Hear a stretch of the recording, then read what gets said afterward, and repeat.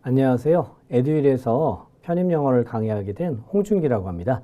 자, 오늘 전체적으로 편입영어란 어떤 거고 제가 추구하고 있는 영어 강의는 어떻고 어떤 식으로 준비하면 우리가 원하는 결과를 달성할 수 있을까 그런 거에 대해서 간단하게 정리해서 얘기를 나누는 시간을 가지고자 합니다. 자, 그럼 이제 전체적으로요. 저는 이제 편입영어를 오랫동안 강의를 해왔는데 제가 어떤 사람이 어떻게 강의하는지를 한번 정리를 해드릴게요. 자, 저는 따지보면 우리 학생들이 편입에 조금 관심이 있다면 서점을 가봤을 텐데요. 제가 편입영어로 그동안에 수많은 책을 저술했고요. 우리 학생들이 많이 봐오지 않았을까? 그래서 편입에 관심이 있다면 한 번쯤은 제가 이제 제 책을 보지 않았을까 하는 막연한 생각은 있어요. 그리고 제가 원래 이제 중앙데일리라고 중앙일보 영자신문이 있는데 거기에 칼럼니스트로 오랫동안 10년 정도 해왔고요. 그래서 중앙데일리에서 리딩 스펙트럼 시리즈를 냈었는데 그게 이제 뭐 외고 준비하는 친구들 그리고 과고 준비하고 뭐 외고 과고에서도 사실은 이제 정규 강의에서도 많이 사용해서 그 책을 또 많이 봤더라고요. 그래서 제가 이제 컨텐츠에 대해서는 어느 누구보다도 훨씬 더 강하다고 자부를 하고 있고요. 그런 면에서 보면 어쩌면 저에 대해서 책을 먼저 알았을 수도 있다는 생각이 들어요. 그리고 저는 기존의 틀과는 조금 다른 강의를 선호하는데 실제 이 영어라고 하는 것 자체가 점점 진화하고 어려워지거든요. 그럼 그 얘기는 뭐냐면 예전에 있었던 것들이 지금 활용되는 것도 있지만 지금 이 시대를 살면서 새롭게 나오는 신조어들도 있고 영어도 역시 변해가거든요. 근데 그런 것들이 편입시험에 반영이 되고 있죠. 왜냐하면 편입을 지금 출제하시는 분들은 각 대학의 영문과 교수님들이라 상당히 폭넓은 학문 기반의 체계적인 영어 실력을 가지신 분들이라 어려운 문제, 어려운 글. 근데 그런 글들을 당신들은 어렵다고 생각을 안 하고 출제를 하거든요. 그러니까 우리가 시험 보는 사람은 약자의 입장이니까 그 정도의 수준까지 따라가야 되는데 그러려면 기존의 틀로는 안 되죠. 그래서 저는 틀을 넘는 결이 다른 새로운 강의로 우리 학생들과 마주하고 있으려고 하는 거죠. 자, 그 다음에 또 요즘에 언론에서도 많이 나오지만 문해력에 대한 문제가 정말 많이 나오거든요. 글을 읽고 이해할 수 있는 능력이라는 게 정말 쉽지 않고요. 또 우리가 따지보면 미디어의 문해력이라는 것도 요즘 많이 문제가 되는데 무비판적으로 정보를 수용할 수 없는 거죠. 우리가 효과적으로 옳고 그름을 판단할 수 있고 가짜뉴스를 식별할 수 있는 힘이 생겨야 되는데 본인의 논리적인 판단력, 추리력, 분석력이 필요하죠. 근데 이런 것들이 편입 독해지문에 녹아 들어가 있고 그 어려운 글들을 읽고 이해하는 힘이 필요한데 그런 것들에 대해서 제가 학생들과 함께 하려고 하는 겁니다. 그리고 저는 아까 서두에서 말씀드린 것처럼 컨텐츠에 대해서는 사실은 편입계에 있어서 최고라고 자부하기 때문에 우리 최고의 학생들을 위한 최고의 컨텐츠로 1년을 준비해서 좋은 결과 나올 수 있게 하고요. 제가 그동안 서성한 반, 상위권 반을 주로 많이 담당해 왔는데 제가 제시하는 길로 따라오면 서성한 합격과 근접하게 그리고 서성한을 가고 이런 경우가 되게 많았거든요.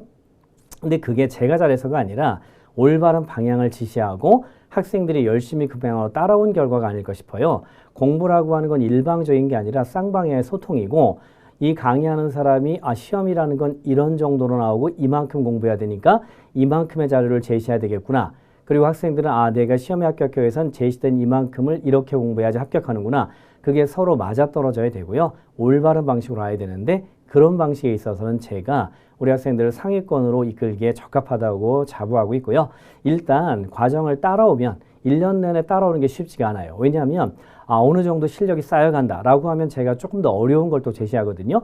1년 내내 못 따라오는 경우로 괴로운 상태로 가지만 결국 서성안에 합격한 친구 제가 상당히 많이 봤고 그리고 우리 학생들 제가 편입을 한 20년 가까이 강의를 해왔기 때문에 주변에 편입해서 좋은 데 간 선후배 또 내지는 또 이제 뭐 친척한테 물어본다면 아마 아는 분들이 있을 거예요. 그래서 제가 제시한 대로 가면 충분히 우리 학생들 서성안에 합격할 만큼 실력을 우리가 키울 수 있으니까 믿고 따라오셔도 됩니다.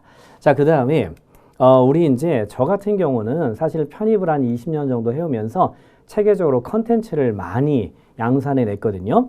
그래서 제가 그동안에 뭐 편입 서적만 하더라도 굉장히 많은 책을 썼지만 그 편입책뿐만이 아니라 일반 시사적인 글도 굉장히 많이 제가 책을 출간해서 그 중앙데일리라고 중앙일보 영자신문에 나온 컨텐츠를 가지고 중앙일보와 협업해서 제가 10년 이상 지금 책을 출간해 오고 있고요.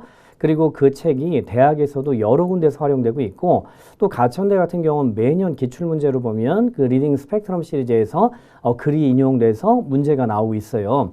그리고 시사독해 실렉션이라고 제가 쓴 책은 그 영어를 우리나라에선 최초로 패러프레이즈를 해서 쓴 책인데 그것 역시 굉장히 많이 활용되고 뭐 통역대학원 준비하는 친구들도 또 활용한다고 제가 얘기를 많이 듣고 있고요. 임용고시에서도 필수적인 교재로 보고 있다고 합니다. 그러니까 그런 컨텐츠들 그리고 제가 문법책도 다양하게 여러 권을 냈고 또 어휘도 그렇고 편입영어 전반에 걸쳐서 컨텐츠에 대해서는 제가 상당히 많은 부분을 쓴 사람이고 또 강의를 오랫동안 했던 사람이에요. 자, 그 다음에 이제 제가 그러면 저의 강의는 기존의 그 강의와는 어떻게 다른가 그리고 뭐에 중요점을 두고 강의를 하는가 이런 것들을 간단히 살펴보면은요. 저는 첫 번째로 예습복습이 정말 중요하다고 생각하거든요. 왜 예습복습이라는 것에 대해서 이렇게 힘주어 말하냐면 우리가 2000년이 넘게 세상이 진행되어 오는 와중에 학문의 길에서는 예습복습이라는 게 사실은 필요했던 거죠. 먼저 무언가에 대한 생각을 하고 자기가 익힌 다음에 그걸 제대로 알고 있는지 파악하는 게 모든 공부의 원리에 적용되는 거고 편입시험 역시 예습복습이 되게 중요하고 혼자 스스로 고민하고 자기가 뭐가 문제점인지를 파악하고 거기에서 해결하고자 하는 노력 그게 예습복습이거든요. 제 생각에는 예습은 수업을 준비하는 과정이죠. 그리고 사실은 복습은 정말 수업을 바탕으로 자기화가 되는 거거든요. 가장 잘된 예습 중에 하나는 수업 시간에 내가 아는 걸 확인시켜줬구나. 이게 사실은 제일 체계적인 예습인 거죠. 근데 그렇게까지 하기는 쉽지 않고요. 그래서 보통 우리가 예습을 하고 수업을 들으면서 부족한 걸 배우고 복습하면서 자기가 오해했던 거를 수정하는 작업을 거쳐가는 거죠. 그러한 예습 복습이 정말 중요하고요. 그 다음에 두 번째로 요즘 편입 영어가 상당히 어려워졌어요. 그 상당히 어려워졌다는 것 자체는 난이도가 많이 높아진 거는 이게 학생들도 실력이 좋아지고요. 경쟁이 치열해졌기 때문이라고 생각이 드는데 그러다 보니까 독해나 이런 글들도요. 우리 학생들 뭐 기출문제 분석해 본 친구들은 알겠지만 굉장히 긴 글을 그것도 문제도 뭐 중앙대 같은 경우는 지문이 뭐 3, 40줄이 넘는 지문에 문제 달랑 2개 주고 그리고 그런 거를 다른 영역과 더불어서 60분 내에 풀어야 되거든요.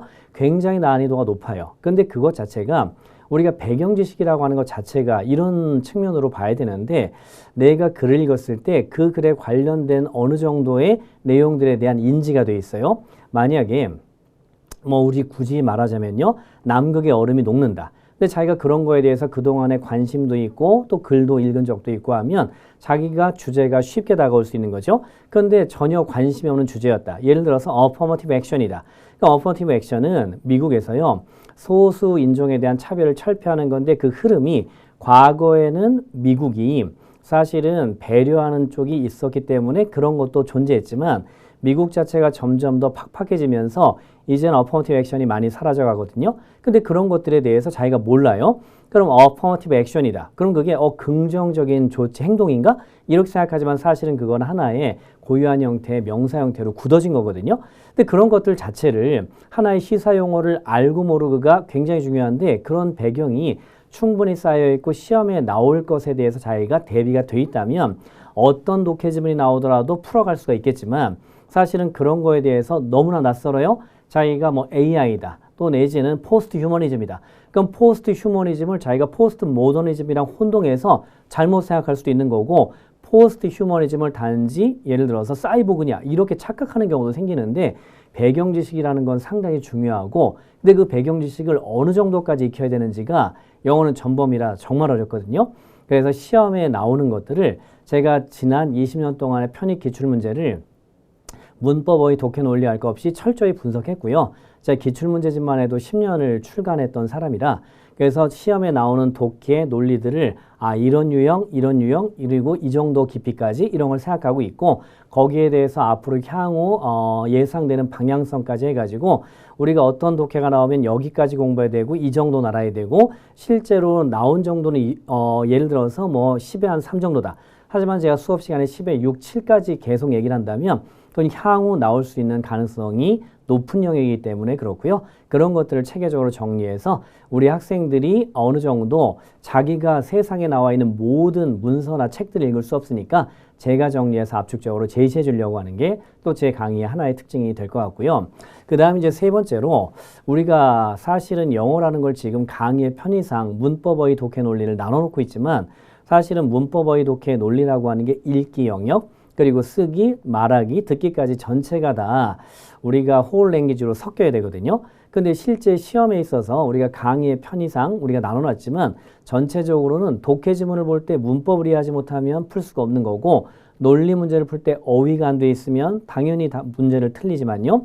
또 그 어휘를 안다 하더라도 독해가 안 되면 글을 이해를 못하고 무슨 얘기를 하는지를 판단을 못하기 때문에 하나로 다 엮여 있는 거죠. 그래서 그런 것들을 염두에 둔 강의를 할 거고요. 그게 통합 영어 강의가 진행되면서 효과적으로 할 겁니다. 왜냐하면 우리가 그 기존의 학원들에선 독해만 하시는 분, 논리만 하시는 분, 문법만 하시는 분이 나뉘어져 있으면 자기도 모르는 사이에 자기 과목을 되게 중요하게 얘기를 하거든요.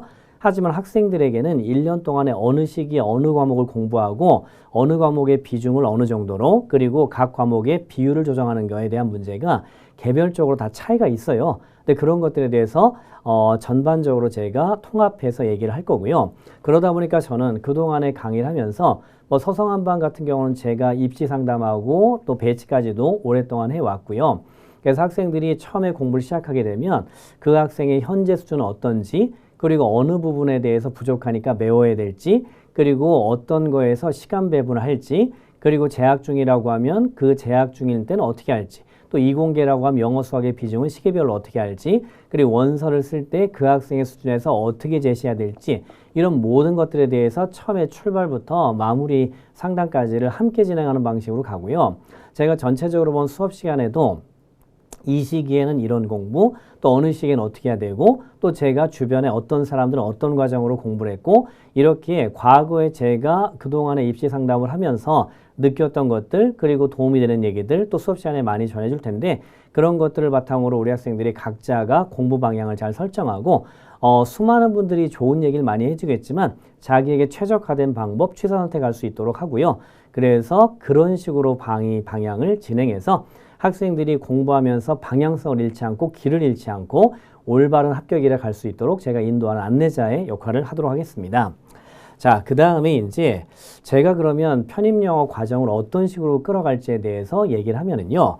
일단 독해가 가장 중요한 영역이죠. 독해는 일반적으로 학교에 따라 다르지만 적게는 50%, 많게는 90%가 독해로 나오는 학교들이 상당히 많거든요. 그럼 그런 학교들에 대한 대비를 하기 위해서 독해 공부를 해야 되는데, 독해는 일반적으로 문법, 어휘, 독해, 논리 4분의 1일 것 같지만 사실은 비중이 상당히 높고요.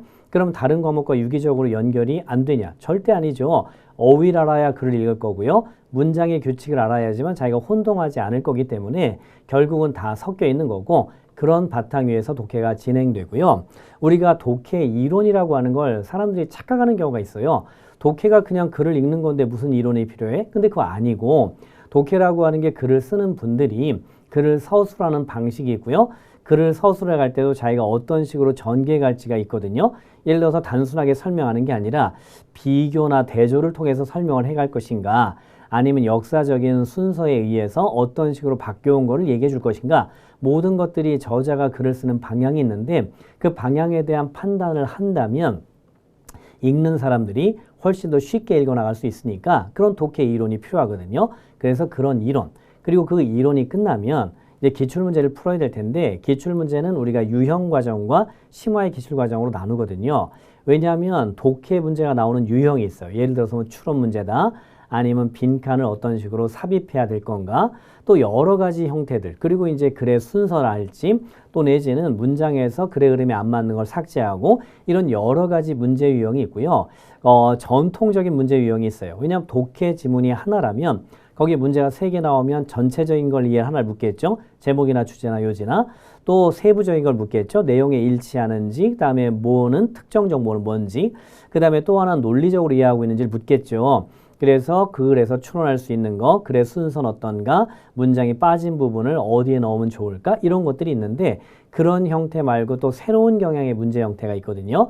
그래서 그런 것들은 새로운 형태는 주로 GR이나 GM에 대해서 활용되는 문제 형태들이 요즘 편입에도 들어오고 있으니까 그런 것들도 유형으로 분석을 해보는 거죠. 그리고 이제 우리가 심화 기출에서는 테마별로 시험에 많이 나오는 주제들을 분석해서 테마별로 하는 거죠. 예를 들어서 편입영어를 출제하는 분들이 영문과 교수님들이지만 자연과학에 대해서는 일반인보다 상당히 높은 수준으로 이해를 하고 있겠지만 그래도 전문가는 아니기 때문에 관심 있는 부분들이 어느 정도 인문학이나 사회과학보다는 한정되어 있고요. 그럼 그런 것들에서 시험에 출제되는 영역들이 반복적으로 나오는 것들이 있죠. 뭐 유전자 가위다. 이러면 유전자 가위나 유전자 편집에 관한 것들, 이런 것들에 대해서도 우리가 어느 정도 시험에 나올 만한 용어들을 정리하고, 그다음에 관련된 독해 지문들을 분석하고, 예상 문제를 만들어 풀어보고, 이러면서 이제 준비가 되는 건데, 그런 것들을 테마별, 주제별로 묶어서 기출문제 분석을 하죠. 자, 그렇게 한 다음에 우리가 실전 과정으로 또 적중 과정으로 넘어가는데, 여기에서 보이는 실전이나 적중 과정은요, 예상 문제를 제가 만들어요. 만약에 우리가 어떤 기출문제 중에 유발 하라리의 사피엔스가 나왔다. 그럼 사피엔스에서 독해 지문이 그동안도 최근에 한 10번 이상 나왔어요. 그러면 그분의 그 책의 다른 부분에서도 나올 수가 있는 거고요. 아니면 또 다른 저서들에서 나올 수 있는 거고, 그런 것들을 연결해서 예상 문제를 만들고 분석을 하는 거죠.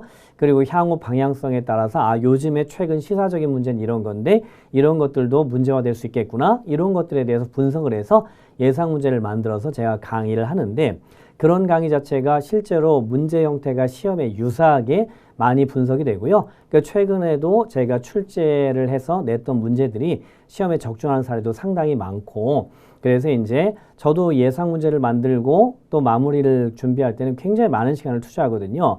선생님도 사실은 공부하는 학생들 이상으로 시간 투자를 해요. 저도 지금 벌써 편입영어를 강의한 지 20년이 넘었지만 매일매일 하루에 대여섯 시간씩은 꾸준히 공부를 하고 문제 만들고 정리하거든요. 그렇게 안 하면 사실은 학생들한테 가르칠 수도 없지만 또 새로운 경향을 따라가지도 못하죠. 그러니까 저도 새벽 2, 3시에 자는 경우가 지금 뭐 20년 동안 계속 그렇게 하고 있어요. 저는 평균적으로 대여섯 시간 이상을 잘 안 자는데 할 게 너무 많아요. 그런데 저 같은 경우도 그런데 학생들은 얼마나 할 게 많겠어요? 근데 그 할 게 많은 거를 1년 안에 압축적으로 해야 되니까 답답하고 힘들겠죠. 제가 올바른 방향성으로 체계적으로 지도를 할 텐데 독해라고 하는 것도 다시 한번 정리하면 먼저 이론을 하고 기출문제를 체계적으로 정리하고 그 다음에 이제 우리가 예상 문제로 마무리하는 과정으로 진행하게 됩니다. 자, 이제 서성한 과정에 대해서 설명을 해드릴게요. 우리 모두가 이제 편입 준비하면서 가고 싶어하는 학교가 뭐 서성한이죠. 사실은 연고대 같은 경우는 조금 출제하는 방식이 좀 다르잖아요. 뭐 예를 들어서 논술을 봐야 되고 또 이공계 같은 경우는 전공시험도 있고 해서 좀 다르니까 우리가 이제 편입영어, 편입수학으로 갈 수 있는 학교는 서성한이 제일 사실은 상위권 학교고 또 거기를 가기 위해서 우리가 준비를 많이 하고 실제로 또 많이 가고요. 그리고 요즘 같은 경우는 특히 서성한에 대해서는 가기가 예전보다 조금 제 생각엔 수월하다는 생각이 들어요. 왜 그러냐면 이게 이제 입시에서 정시가 확대되면서 사실은 대학교 1, 2학년 학생들 또는 이제 군대 갔다 온 학생들 이렇게 복학한 친구들이 내가 입시 볼 때는 정시가 적고 수시가 많아서 내가 원하는 학교를 못 갔다. 근데 요번에 제도가 바뀌면서 정시를 늘어났으니까 한번 도전해 볼까 이러면서 빠져나가는 친구들이 생각보다 많거든요. 그러면 그런 친구들 자리가 또 비고 또 그러기 때문에 요즘 같은 경우는 서성한에 조금 일반도 모집 인원이 좀 늘었어요. 그래서 우리가 한동안은 모집 인원이 상위권이 줄어서 잘한 친구들이 고민이 많았는데 이제 좀 모집 인원도 늘어가는 추세고 정시 확대와 더불어 사실은 편입도 상위권이 확대되지 않을까 이런 생각을 하고 있고요. 그런 관점에서 좀 체계적으로 공부해서 기왕에 하는 공부 열심히 해서 서성한을 갈 수 있게 준비를 합시다. 근데 그거에 대한 과정 소개고요. 저희가 이제 서성한부터는 사실은 독해 이론에 관한 것들은 넘어가도 될 거라고 저는 생각을 해요. 왜냐하면 독해라고 하는 게 글을 읽으면서 어떤 식으로 읽어가야 될지 방향을 파악하는 건데 우리가 서성안을 준비하는 친구들은 기본적으로 어느 정도 독해를 읽어가는 방식에 대해서, 글을 읽어가는 방식에 대해서 좀 갖춰 있다고 생각이 들고, 또 다소 미진한 부분 같은 경우는 하면서 채워지기 때문에 바로 유형부터 체계적으로 정리를 해 나가거든요. 그래서 유형 독해를 하고 심화 독해를 하죠. 심화 독해라는 건 유형과 심화는 기출문제를 유형과 테마별로 분석한 거고, 그게 난이도가 높은 것까지 정리가 되고 있는 거죠. 자, 그 다음 이제 우리가 독해 부스터라고 이 편입영어 상위권 과정에만 따로 존재하는 프로그램인데, 우리가 상위권 대학, 특히 뭐 서성안이나 이화여대나 이런 중앙대나 이런 데를 분석해 보면 고전이 상당히 많아요. 고전이라고 하는 건 뭐냐면 이전에 쓰여졌던 뭐 선인들의 좋은 글들이죠. 그리고 이제 우리가 누구나 다 알고 있고 되게 좋은 글들인데 읽으면 쉽게 읽히지 않는 그런 글들이죠. 근데 그런 고전들이 편입시험에 되게 많이 나오죠. 뭐 예를 들어서 마키아벨리의 군주론이다, J.S. 밀의 자유론이다. 이런 글들. 자유론은 한국어로 봐도 사실은 이해가 잘 안 되는 부분들이 있는데 이제 그런 것들에 대해서 편입시험에서 나오기 때문에 그걸 우리가 준비를 해야 되거든요. 근데 그런 것들이 상당히 난이도도 높고 글의 흐름도 예투로 써 있어서 매끄럽지 못한 것도 있고 현재 상황에서 본다면 근데 그런 것들도 이해하고 시험을 봐야 되니까 그런 게 필요하고요. 그래서 그런 것들에 대한 과정 그리고 이제 그렇게 너무 고전만 하면 그러니까 이제 시사독해 실렉션으로 제가 보완을 해서 이 부스터 과정을 할 거고 부스터 과정은 난이도가 좀 높은 과정이에요. 그래서 실제로 학생들이 제가 예전부터도 지도해보면 우리 이제 뭐 GR이나 뭐 GMAT 같은 시험이 상당히 어려운 시험이죠. 미국의 일반 대학원이나 경영대학원을 진학하려면. 근데 거기에 나와 있는 독해 수준과 고전 200서나 시사독해 실렉션이나 큰 차이가 사실 없거든요. 그래서 오히려 고전은 더 어려운 부분도 있죠. 그래서 이제 그런 것들에 대한 충분한 준비를 해야 사실은 인문학의 어려운 글들을 대비하는데 서성안은 실제로 어려운 독해 한두 개에서 승부가 나거든요. 왜냐하면 서성안 과정을 준비하는 친구들이 어휘나 문법을 소홀히 하진 않아서 잘하고 그래서 어휘가 충분히 되어 있으니까 논리도 어느 정도의 앞뒤 관계를 판단해서 파악할 수 있는 힘이 있다 하더라도 아주 긴 글을, 그러니까 독해가 어려워지는 건 되게 간단하거든요. 간단하다는 건 뭐냐면 한 10줄, 15줄의 독해 지문을 내고 문제를 두세 개 내는 거에 독해 지문의 길이를 30줄, 40줄로 하고 두세 문제 내면 읽을 양이 많아지기 때문에 상당히 어려워져요. 근데 그런 것들을 빨리 읽고 원어민처럼 빨리 읽어내는 힘을 갖추게 우리가 준비를 해야 되고 사실은 시간도 기껏해야 50분에서 60분 그리고 90분, 100분 이렇게 시험 시간이 많지도 않은 상황에 아주 긴 글들을 특히 중대 같은 경우는 지문이 엄청 길고 문제가 두 개씩 나오는데 그걸 60분 안에 다른 문제들을 함께 풀어야 되거든요. 그러니까 진짜 엄청난 독해 능력을 필요로 하는데 그런 걸 하기 위해서는 우리가 당연히 이런 과정이 필요해서 상위권 과정에 특화시켰고요. 그 다음 이제 실전 독해는 실제 기출문제를 분석해서 기출문제와 유사한 형태로 만들고 또 기출문제에서 사용된 원전들을 분석해서 또 좋은 글들을 찾고 예상문제로 만들죠. 그러니까 사실은 예상문제를 만든다는 것 자체가 요즘 같은 경우에 그냥 단순하게 내용의 일치 또 제목을 골라라가 아니라 그런 것 자체가 우리 요새 기출문제를 분석해 본 친구들은 알겠지만 서강대나 이화여대나 또 중위권 대학에서 아주대나 이런 데 독해 문제를 보면요. 문제 자체를 정교하게 구성하거든요. 그래서 정말 독해에서 원하는 거를 알고 있는지를 판단하는 그런 문제들을 내는데 그런 예상 문제는 만들어서 이렇게 학생들에게 제시할 수 있는 분들이 뭐 흔하지 않고요. 제가 그런 걸 체계적으로 제시해서 우리 학생들 시험 준비 충분히 할 수 있도록 하겠습니다.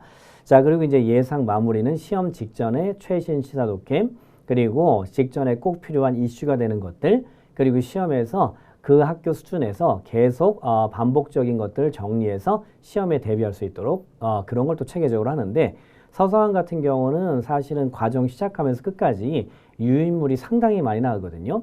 그 유인물은 시사적인 거. 예를 들어서 뭐 뉴욕 타임즈다. 또 내지는 뭐 이코노미스트다. 그 다음에 뭐 애틀랜틱이다. 이런 여러 가지 외국의 유수의 명문, 몇 수의 아주 저명한 잡지들을 활용해서 문제를 구성하고 있고요. 근데 그런 것 자체를 하면서 실력이 쌓여가고 서성안의 대비가 충분히 될 거라고 생각합니다. 자, 그리고 이제 우리 논리와 어휘에 대한 얘기인데 우리가 이제 에듀윌에서는 좀 다른 각도로 진행을 하거든요. 보통 이런 이제 편입학원 같은 경우에는 이렇게 이제 가르치시는 분들이 과목이 자기가 한정되어 있어가지고 한정된 과목을 강의하는 경우가 많죠. 그러다 보니까 독해를 강의하시는 분들은 독해의 중요성만, 또 문법을 강의하신 분들은 문법의 중요성만 강조하다 보니까 학생 자체가 어느 시기에 어떤 걸 공부해야 가장 체계적인가, 그런 거에 대해서 감을 못 잡고 방향을 놓치는 경우가 있어요. 하지만 에듀윌에서는 통합 강의를 중심으로 진행되고, 그러니까 저도 역시 뭐 독해나 논리나 어휘나 책을 많이 썼고 준비를 많이 했고, 우리 학생들이 뭘 못하고 어떤 걸 잘하는지를 알고 있으니까 그런 거에 대한 대비를 이제 해주려고 하고요. 그래서 이제 그 논리와 어휘는 사실은 통합된 형태거든요. 왜냐하면 논리라고 하는 것은 어휘를 알고 있는지가 굉장히 중요해요. 왜냐하면 위에 나와 있는 논리 구조를 파악한다 하더라도 밑에 보기에 나와 있는 어휘를 모르면 사실은 못 풀고 찍을 수밖에 없거든요. 근데 밑에 어휘를 안다 하더라도 독해력이 바탕되지 않으면 글을 이해하지 못하니까 단서를 찾았다 하더라도 그 단서를 해석하지 못하니까 역시 쉽지 않거든요. 그럼 이런 걸 다 생각해 보면 사실은 논리와 어휘가 통합돼야 되고, 그런 과정에서 논리를 바탕으로 어휘가 이제 진행이 되는데, 이 필수 논리라는 건 논리도 이론이 있죠. 논리의 방향성이라는 게 존재하잖아요. 방향성이라는 글이 순차적으로 앞으로 흘러갈지 아니면 글이 역전 구조를 가지고 있을지, 만약에 뭐 but이다, 또 예를 들어서 nevertheless다, 이런 것들을 바탕으로 해서 글이 방향성이 전환되는가, 이런 거에 대한 단서들이 분명히 존재하거든요. 그리고 그런 단서들이 존재하지 않을 때는 어떻게 풀어가야 될지, 그게 이제 우리가 논리, 문장 완성의 이론 형태죠. 근데 그런 것들에 대한 대비가 필요하고 기본적인 걸 준비하는 게 필수 논리라면, 또 유형 논리와 심화 논리는 기출문제를 정리하는 거거든요. 그러니까 기출문제라는 것을 그동안에 나올 수 있는 유형, 나왔던 유형이죠. 그런 것들을 바탕으로 정리를 하고, 그 다음에 또 난이도가 높은 것들이죠. 그러니까 요즘 같은 경우는 이 논리 문제를 보면요, 거의 중문 독해 정도로 길어졌어요. 그러니까 예를 들어서 예전엔 두세 줄 정도의 짧은 논리 문제가 주류였다면 요즘은 7줄에서 10줄 정도가 주류가 되고, 짧은 거를 내는 학교들은 또 정해져 있고, 이런 형태이기 때문에 정말 독해에 근접한 논리 문제라 우리가 흔히 말하는 GRE 문제와도 사실은 결이 좀 다르거든요. 근데 그런 것들에 대한 대비를 해야 되고, 그래서 기출문제를 분석하고, 그래서 실전 논리로 이에 알맞는 예상 문제를 만들어서 정리를 하는데, 역시 마찬가지로 원전을 활용해서 확인도 하고, 또 우리가 예측해가지고 활용도 하고 해서, 또 시사적인 글도 마찬가지고요. 그래서 요즘 경향에 맞게 문제를 준비해야 되는데, 단순하게 어휘만 물어보는 게 아니에요. 어휘만 물어보는 게 아니라 거기에 구와 절을 넣는 여러 가지 형태가 나오는데, 이제 그런 것에 대한 대비도 하는 거죠. 그리고 요즘 같은 경우는 GRE 논리 문제가 바뀌어서 예전 같은 센텐스 컴플리션이 아니거든요. 텍스트 컴플리션이라 이제는 글 속에서 보기가 뭐 예를 들어서요, 빈칸이 하나짜리, 두 개짜리, 세 개짜리 다르게 구성되고 있어요. 근데 그런 것도 역시 마찬가지로 예상 문제로 대비를 해야 될 부분이라 그런 것도 진행을 하고요. 마무리도 마찬가지로 최신의 한 2, 3년 정도의 기출문제를 철저히 분석해서 알맞는 걸 모의고사 형태로 대비를 할 생각입니다. 자, 그렇게 되고요. 그 다음에 우리가 이제 문법은 또 문법 교수님들이 체계적으로 이론 강의를 해주시는데, 제가 생각하는 문법은 편입시험에 적합한 문법 문제들을 분석해서 시험에 풀어낼 수 있는 그런 얘기를 하는 거고요. 이론 강의를 체계적으로 잘 공부하고 학습한 친구들이 기출문제를 어떤 식으로 분석해서 시험에 나올지, 우리가 굉장히 많은 이론을 공부하거든요. 그러면 문법이 이론서가 평균적으로 한 300페이지에서 500페이지가 돼요. 그리고 단원도 평균적으로 18개, 20개 단원이거든요. 그러면 실제 학교들은 평균적으로 문법 문제가 5개에서 8개 나오는데, 많이 나오는 세종대를 제외하군요. 그리고 적게 나오는 학교는 2~3개밖에 안 되고, 평균적으로 대여섯 개라고 한다면 40문제에서 대여섯 개고요. 근데 그 대여섯 개가 만약에 18개 단원에서 나온다고 치면 2~3개 단원에서 한 문제거든요. 근데 우리가 500페이지나 되는 두꺼운 문법 이론을 보고 실제로 아는 것 많지만 문제에 적용할 때는 쉽지 못하고, 아는 게 너무 많아서 다양한 생각을 하게 되는데, 시험에서 포인트가 되는 핵심들만 우리가 문제에서 문제화될 수 있는 것들을 정리해서 최근 기출문제를 풀면서 생각해보고, 그거에 알맞은 또 기출문제라는 게 그렇잖아요. 우리가 여러 번 반복해서 봤기 때문에 기출문제를 보면 문제를 보더라도 답이 뻔한 것들이 있어요. 문법은 짧은 글들이라. 근데 그런 것들을 변형 문제를 구성해서 다른 쪽의 포인트를 또 연구하고 다른 쪽 포인트로 문제를 풀어보면 그게 또 상당히 효과가 있거든요. 제가 그동안 해보면. 그래서 그런 것들로 마무리 강의로만 문법 문제풀이를 정리해보면 좋을 것 같아서 이런 것도 이제 기획을 해봤고요. 자, 요렇게 되고 이제 제가 많이 하는 것 중에 이제 고급 강의가 있는데 그거는 요즘 시험 상위권과 굉장히 흡사하거든요. 그래서 그런 거를 따로 정리해서 이제 강의를 하는데 우리가 일반적으로 GRE는 미국의 대학원을 진학하는 시험이라 미국의 대졸자들이 학문을 하기 위해서 공부하는 걸 이제 능력이 갖춰져 있나? 이런 거를 판단하는 시험이잖아요. 그러다 보니까 독해가 상당히 어렵죠. 왜냐하면 글을 이해할 수 있는지. 그러니까 우리식으로 말하자면 제 생각에는 우리 수능에 언어 영역이 상당히 어렵죠. 근데 수능의 언어 영역이 상당히 어려운데 그 정도의 비문학 지문이라고 생각하면은 아마 맞지 않을까 싶어요. 근데 그런 글들이 굉장히 긴 글들이 있어요. 긴 글들 중에 보면은 비문학 지문이 길죠. 그 수능에서 그 정도 길이 정도 되는 것들, 그거보다 좀 더 긴 것도 있고요. 이제 그런 것들, 그리고 또 보다 짧은 것들도 있고. 근데 그런데 GRE 형태의 문제를 대비하는 이유는 아까도 우리가 한번 언급을 했지만 상위권 대학에서 문제 유형을 다각화시키면서 다양한 형태의 문제가 나오고 있거든요. 근데 그런 것들을 대비하기 위해서는 역시 이런 형태의 문제도 필요하고 그래서 그걸 제가 특강으로 정리를 하려고 이제 생각하고 있는 거죠. 자, 그 다음 이제 우리가 고전 400선이라는 건 아까도 얘기했지만 상위권 과정에 고전 200선이 있는데 그 200선이라는 게 문제가 따지보면은 200문제면 지문 같은 경우는 사실은 80개 정도 되거든요. 그런데 그 정도 이상, 그게 이제 80개 지문이 다른 여러 가지 책이고 또 예를 들어서 오래된 글들도 있고요.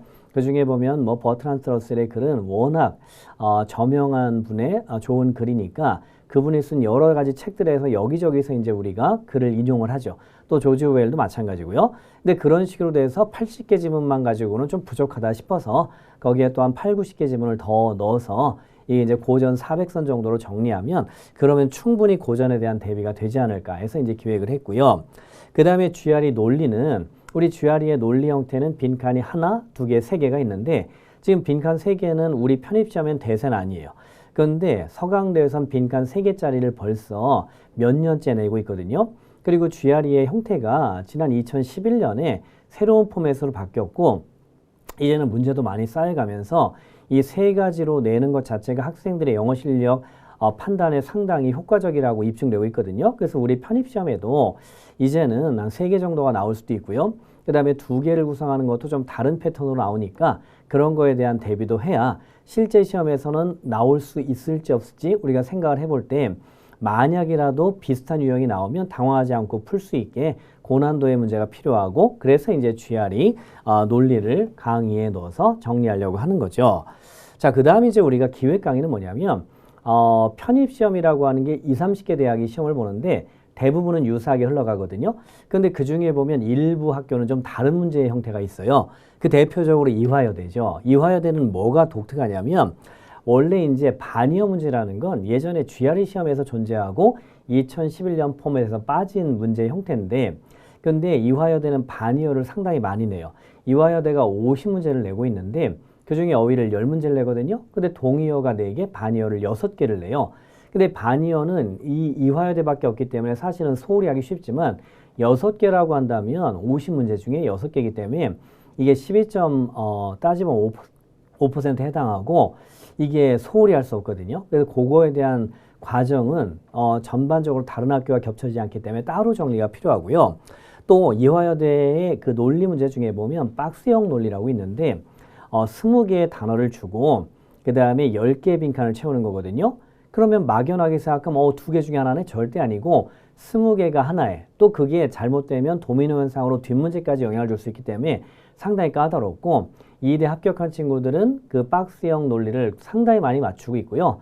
또 잘했지만 떨어진 친구들이 보면 그거를 많이 못 풀고 있어요. 그래서 그거에 대해서 훈련을 충분히 해야 되고 그게 문제 구성이 생각보다 간단하지가 않아요. 왜 그러냐면 보기에 20개의 뉘앙스 근데 이걸 너무 다르게 하면 오답을 또 못 고르니까 문제로서의 가치가 없고 또 지나치게 어렵게 내고 다른 보기에 또 다른 두 번째, 세 번째 수로 연결되면 쉽지 않으니까 그래서 우리가 보통 대부분의 편입학원에서는 기출문제 이상을 다루기가 어려운데 제가 예상 문제를 그동안에 강의하면서 만들어 놓은 것들, 그리고 새로운 강의에 맞춰서 만들어 놓은 것들에서 충분히 그것도 10회 이상 정리를 해서 우리 학생들이 대비할 수 있도록 하고요. 또 이화여대 독해가 좀 독특한 게 뭐냐면 이화여대는 여성학 관련된 글들이 상당히 많이 나오거든요. 그건 이화여대나 숙명여대에서 좀 공통적인 현상이긴 한데, 그리고 AI에 관련된 거, 포스트 휴머니즘 상당히 많이 나오고 있는데 그게 난이도가 높은 인문학적 글들이 있거든요. 그리고 이제 이화여대에서 인문학 기획 시리즈로 해서 이화여대 출판부에서도 관련된 책들을 계속 내고 있어서 그에 관련된 지문들이 나오는데 그런 건 좀 다르게 정리할 필요가 있어서 이대는 10월에서 12월 정도로 계획하고 있는데요. 그때 한 8회 정도로 이대에 특화된 거를 정리할 생각입니다. 자, 그리고 이제 우리가 패러프레이즈라고 하는 건, 패러프레이즈는 사실 되게 중요하거든요. 왜냐하면 독해 문제라고 하는 것 자체가 본문에 나와 있는 걸 문장을 구성을 좀 바꾸고요. 단어나 표현을 바꿔서 구성해 주는 거거든요. 왜냐하면 위에 나와 있는 똑같은 거에서 뭐 낫을 빼고 낫을 넣고 이 정도 문제는 유치해서는 안 나오고요. 요즘은 위에서 이해한 거를 밑에 체계적으로 분석해서 패러프레이즈하는 교수님들이 많은데 이제 그런 것들에 대한 준비는 독해 과정에서도 우리가 이루어지긴 하지만 이 외대 같은 경우는 패러프레이즈 문제를 2개를 독특하게 내고 있어요. 그래서 그거에 대한 대비. 그리고 이제 서성한 같은 경우에는 어떤 문장에 밑줄을 치고 밑줄 친 문장의 의미를 파악해라. 근데 의미 파악이 따지보면 패러프레이즈에서 다른 문장으로 전환돼도 이해할 수 있는가를 판단하거든요. 우리가 밑줄 문제를 본다면 처음에 밑줄 문제를 해석할 수 있는가, 해석하고 이해할 수 있는가, 해석하고 이해했다면 다른 문장으로 바꿔서 제시해도 풀 수 있는가, 이런 걸 물어보거든요. 근데 그런 것들에 대한 거를 패러프레이즈 강의를 한번 정리할 생각이고요. 그 다음에 어넬러지라고 하는 건 사실은 세종대에 나오고 서강대에서는 2년에 한 번 나오다가 최근 몇 년은 안 나오고 있어요. 그런데 A 대 B의 관계는 C의 D의 관계와 같다. 자, 이런 식으로 해당하는 거에서 빈칸을 치고 관계를 둘 사이의 관계를 맞춰가는 이런 문제 형태인데 과거 GRE 문제 형태에서 있었죠. 지금은 없지만. 근데 그거를 세종대에선 5문제를 매년 내고 있으니까 그래서 그거는 세종대 갈 친구들을 또 대비해서 마지막에 특강으로 간단하게 정리를 하려고 하고 있습니다.